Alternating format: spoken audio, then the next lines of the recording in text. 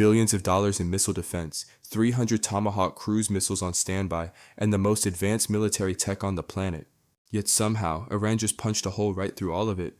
We're talking missiles screaming at Mach 15, that's 17,000 miles per hour, literally dancing around radar systems. So how on earth did they actually pull this off? Here's something most folks don't know about. For years, Iran has been stashing its missiles deep inside mountain caves across the country. These underground bunkers are so well hidden that targeting them is pretty much a lost cause. But the real game changer here is something called the Fattah missile. Now I know that name sounds kind of made up, but trust me, this thing is absolutely wild. It's got a hypersonic glide vehicle that can hit speeds anywhere between Mach 5 and Mach 20.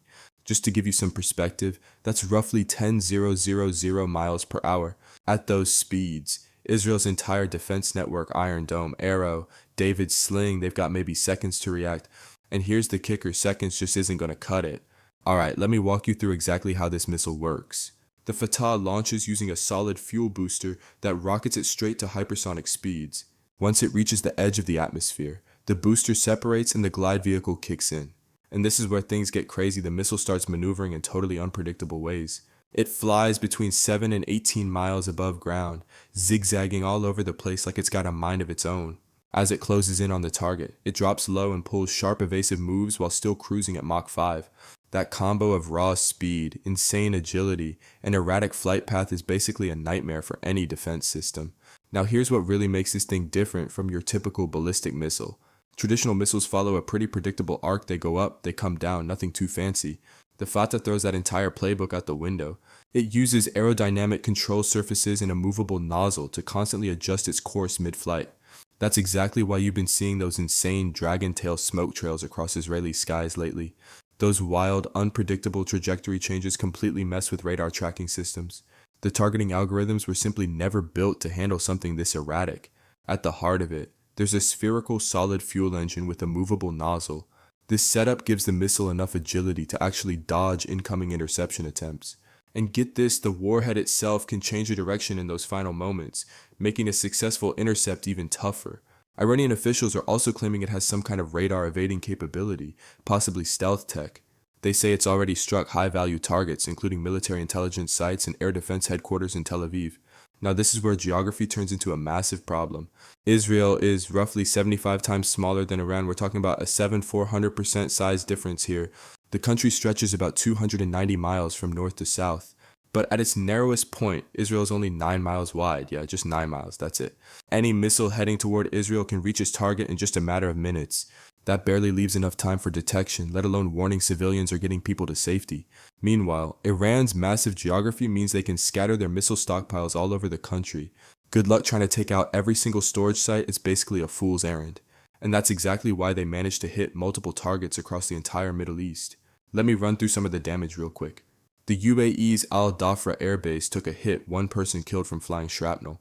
Over in Bahrain, the US Navy's 5th Fleet headquarters was directly targeted. Qatar's air defenses managed to intercept incoming missiles, but Kuwait had to completely lock down its entire airspace. Meanwhile, sirens were going off all across Israel with massive interceptions lighting up the night sky over Tel Aviv and Jerusalem. But here's the question that should really get Americans thinking.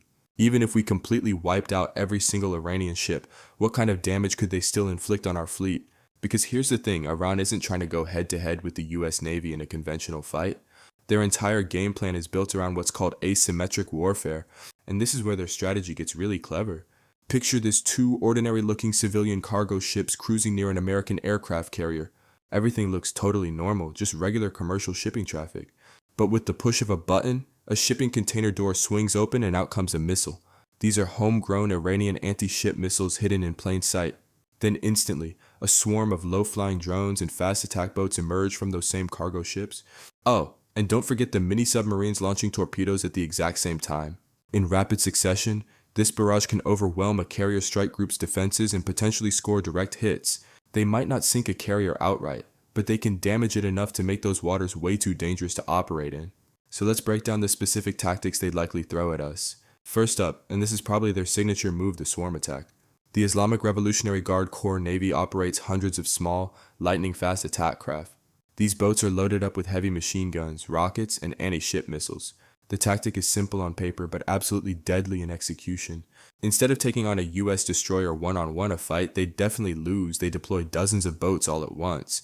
Coming in from every direction, the goal is to completely overwhelm defensive systems like the Phalanx, throw more targets at the ship than it can possibly track and destroy simultaneously. That's the whole playbook. Next up is what military folks call the silent killer mining the Strait of Hormuz. This is the world's most critical oil choke point, and Iran knows exactly how valuable it is.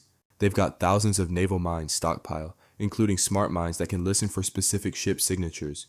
Using submarines, small boats, or even disguised civilian vessels, they could drop mines directly into major shipping lanes. And the objective here isn't just military, it's straight up economic warfare. This would deny the US Navy safe passage and immediately spike global oil prices, hitting America's wallet real hard. Then there's what you might call the kill zone, their coastal missile batteries. The Iranian coastline is all mountainous and rugged terrain, which makes perfect cover for mobile missile launchers. They use shoot and scoot tactics with truck-mounted cruise and ballistic missiles. Fire off a missile, then immediately relocate to a new hiding spot before anyone can strike back. This effectively turns the entire Persian Gulf into a massive kill zone, where US ships are under constant threat. Now here's something most people never really think about submarines. The Persian Gulf is actually pretty shallow, which creates a huge problem for our massive nuclear-powered subs. But it's absolutely perfect for Iran's fleet of diesel-electric mini-subs like the Ghadir class. These small subs can sit completely silent on the seafloor, just waiting for a target to pass overhead before firing torpedoes. It's a classic surprise ambush tactic designed to damage high-value assets like carriers or destroyers. And because of their small size and super low acoustic signature, they're nearly impossible to detect with sonar. These submarines could position themselves right near key choke points like the Strait of Hormuz. Armed with heavyweight torpedoes and capable of laying mines, they could launch perfectly coordinated surprise attacks. A successful torpedo strike on a carrier could knock out flight deck operations and cripple our entire air power projection. They could also lay underwater mines in critical sea lanes, forcing our warships straight into predetermined ambush zones. Then Iranian missile and drone attacks could follow up on those trapped ships. And we absolutely cannot overlook the aerial threat drone warfare. Iran has invested heavily in becoming the drone superpower of the entire Middle East. In a conflict, they'd deploy UAVs not just for surveillance, but as loitering munitions, basically suicide drones. The tactic is to launch them in massive waves, crashing into radar dishes and flight decks of US ships. The goal is to blind our fleet's sensors and shut down flight operations, leaving ships sitting ducks for missile attacks. But here's the big picture that ties all of this together. Our fleet depends on ports in Bahrain and air cover from bases in Qatar to sustain any prolonged fight in this region. And Iran possesses the largest ballistic missile arsenal in the entire Middle East. Their strategy involves massive missile barrages targeting these fixed headquarters and logistical hubs. The goal isn't just to blow up buildings, it's to cut off the Navy's access to fuel, ammo, and command support. If our ships have nowhere to dock and resupply, they simply cannot stay in the Gulf. Iran's military strategy would likely rely on a coordinated multi-domain approach, combining their missile arsenal, drone capabilities, and proxy forces to completely overwhelm American defenses. So which bases would they prioritize hitting first? Al Udeid Air Base in Qatar, that's the largest US military installation anywhere in the Middle East.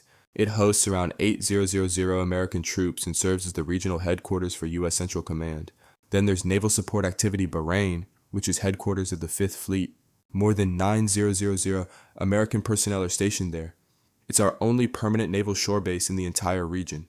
Its port can accommodate aircraft carriers and large amphibious ships. They'd also go after multiple US bases in Iraq and Al Dhafra Air Base in the UAE.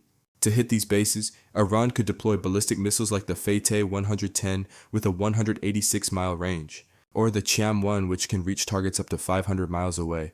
Using a proximity fuse, these missiles detonate just above the surface to maximize fragmentation damage. We're talking extreme overpressure in the blast zone, anywhere from 100 to 300 psi.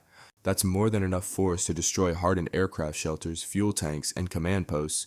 In Kuwait, the US maintains a significant presence at Camp Arifjan and Ali Al Salem Air Base. Together, these facilities host around 13,500 troops. They serve as key operational and logistical hubs for missions in Iraq and throughout the broader Gulf region. Iran also uses modified Soviet-era anti-ship missiles for attacking naval targets. These have a solid booster and liquid fuel system, all re-engineered from Cold War-era designs. When launched, the first stage booster fires for 2 to 3 seconds, then the second stage takes over. It searches for targets using analog radar, and once locked on, it strikes with a shaped charge warhead. that has the potential to severely damage or even sink a ship if it connects at the right angle. They've also converted old SA-2 missiles into anti-ship weapons. These can be launched from within 28 miles of a target and travel at a blistering Mach 3.5.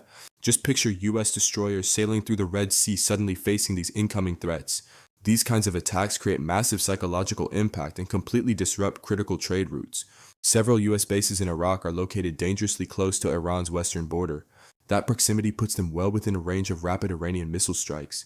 Iran's missile forces are dispersed across hardened underground bases and mobile truck launchers. This setup enhances survivability and makes rapid surprise strikes much more realistic. These launch platforms are specifically designed to withstand preemptive attacks and deliver quick retaliation. When it comes to targeting priorities, Iran would likely aim to completely paralyze our air operations. That means striking runways, fuel storage facilities, aircraft shelters, command centers, and logistics nodes. The objective is to degrade US combat capability as fast as possible before we can mount an effective response. So here's the bottom line that should concern every American watching this.